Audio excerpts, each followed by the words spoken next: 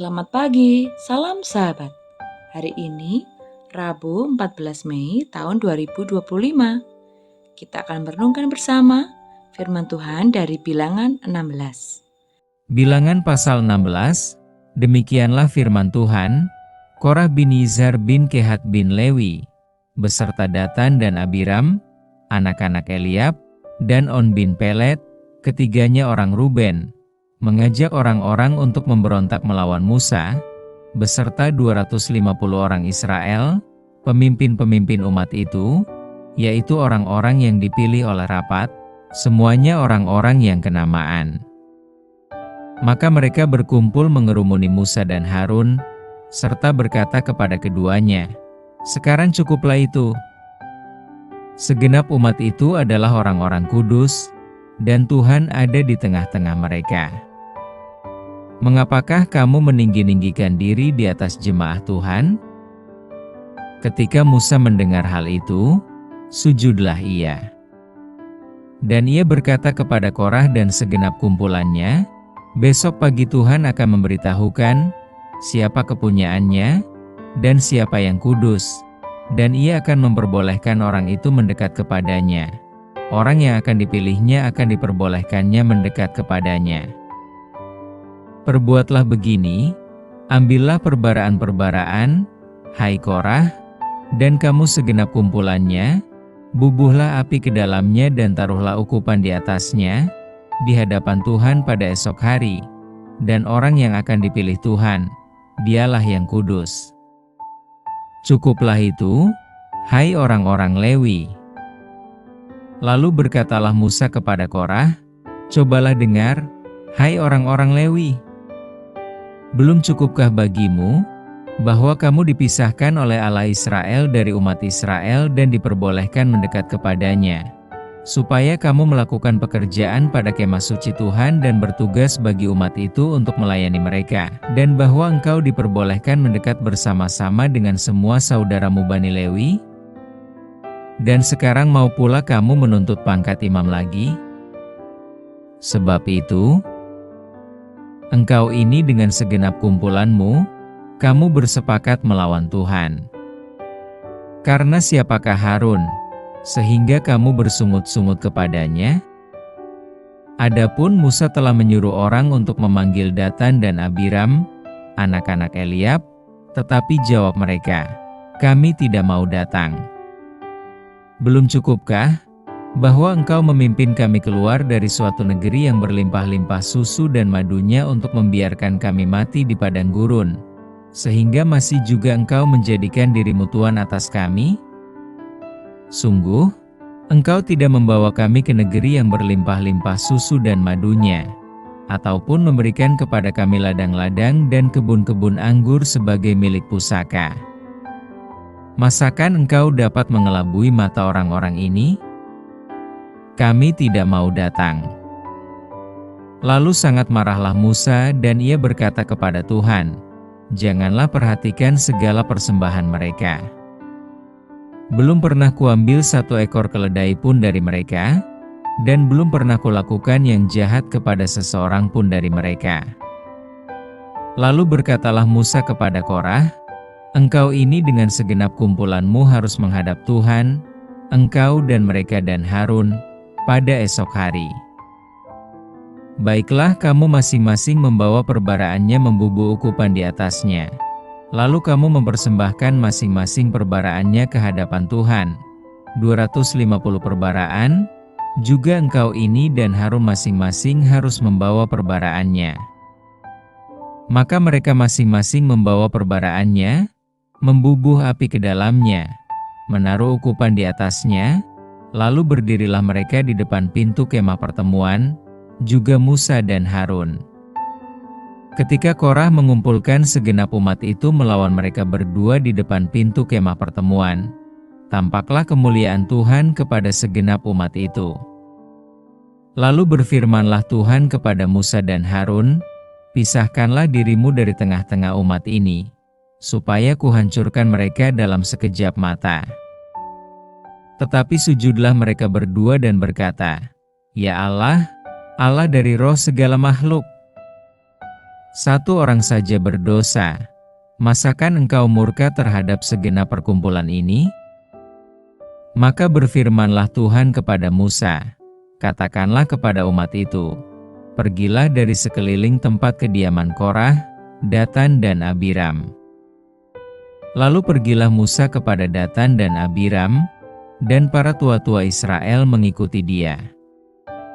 Berkatalah ia kepada umat itu, baiklah kamu menjauh dari kemah orang-orang fasik ini dan janganlah kamu kena kepada sesuatu apapun dari kepunyaan mereka, supaya kamu jangan mati lenyap oleh karena segala dosa mereka.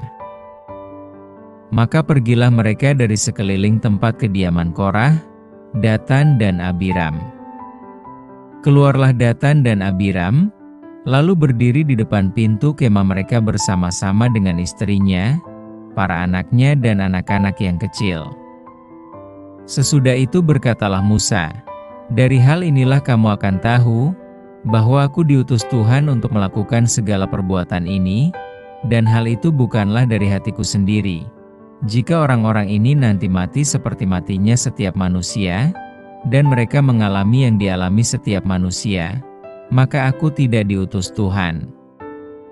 Tetapi, jika Tuhan akan menjadikan sesuatu yang belum pernah terjadi, dan tanah mengangakkan mulutnya dan menelan mereka beserta segala kepunyaan mereka, sehingga mereka hidup-hidup turun ke dunia orang mati, maka kamu akan tahu bahwa orang-orang ini telah menista Tuhan.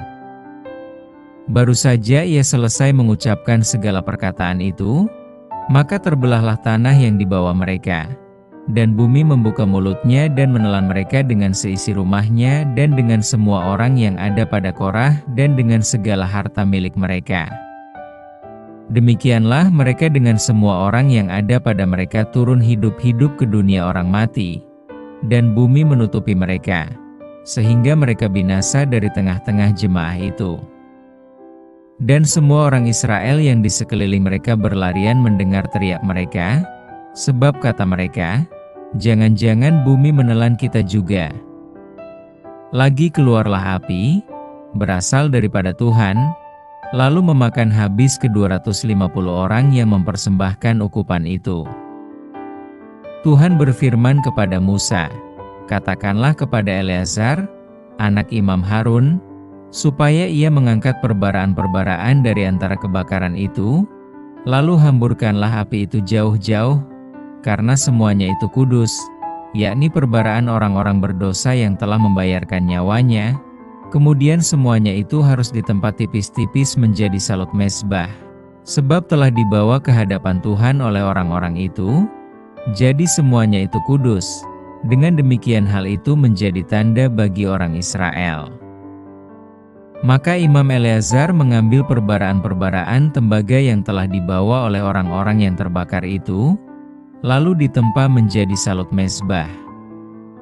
Itu menjadi suatu peringatan bagi orang Israel, supaya jangan tampil orang awam yang bukan dari keturunan Harun untuk membakar ukupan di hadapan Tuhan. Dan jangan ia menjadi seperti Korah dan kumpulannya, seperti yang difirmankan Tuhan kepadanya dengan perantaraan Musa. Tetapi pada keesokan harinya bersungut-sungutlah segenap umat Israel kepada Musa dan Harun. Kata mereka, kamu telah membunuh umat Tuhan. Ketika umat itu berkumpul melawan Musa dan Harun, dan mereka memalingkan mukanya ke arah kemah pertemuan, maka kelihatanlah awan itu menutupinya dan tampaklah kemuliaan Tuhan. Lalu pergilah Musa dan Harun ke depan kemah pertemuan. Maka berfirmanlah Tuhan kepada Musa, pergilah dari tengah-tengah umat ini, supaya kuhancurkan mereka dalam sekejap mata. Lalu sujudlah mereka. Berkatalah Musa kepada Harun, ambillah perbaraan, bubuhlah api ke dalamnya dari atas mezbah, dan taruhlah ukupan, dan pergilah dengan segera kepada umat itu dan adakanlah pendamaian bagi mereka. Sebab murka Tuhan telah berkobar, dan tulah sedang mulai. Maka Harun mengambil perbaraan, seperti yang dikatakan Musa, dan berlarilah ia ke tengah-tengah jemaah itu, Dan tampaklah tulah telah mulai di antara bangsa itu, lalu dibubuhnyalah ukupan dan diadakannyalah pendamaian bagi bangsa itu. Ketika ia berdiri di antara orang-orang mati dan orang-orang hidup, berhentilah tulah itu. Dan mereka yang mati kena tulah itu ada 14.700 orang banyaknya, belum terhitung orang-orang yang mati karena perkara Korah.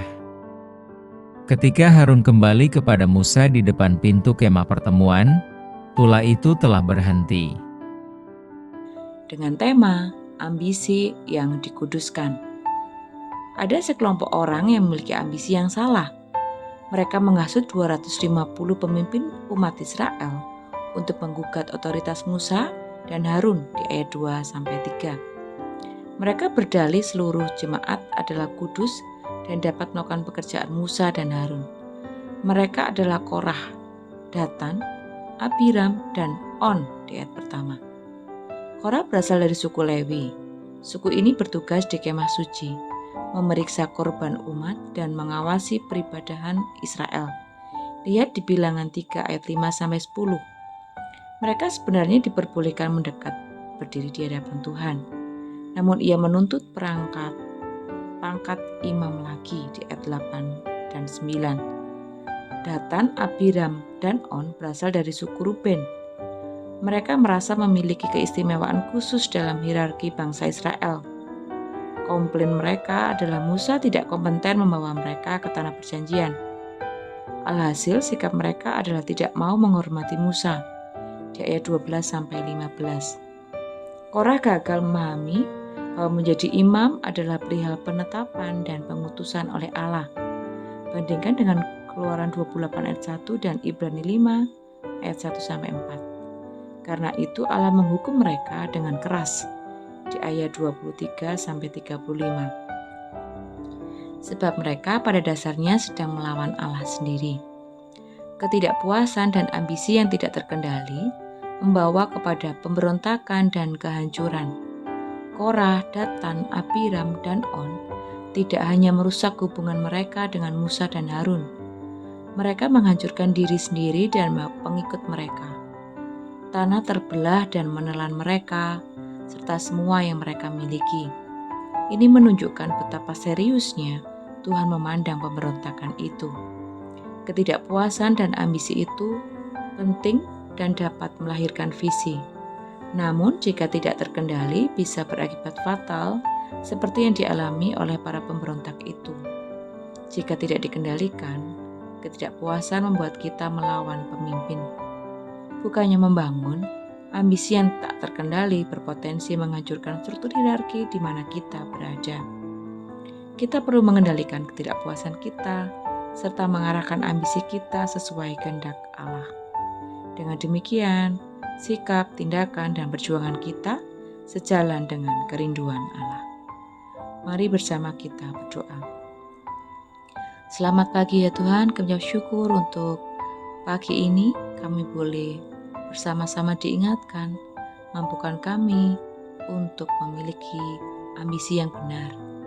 Jika selama ini ambisi kami tidak benar dan kami memberontak terhadap segala sesuatu yang di luar kendali kami mohon ampun ya Tuhan.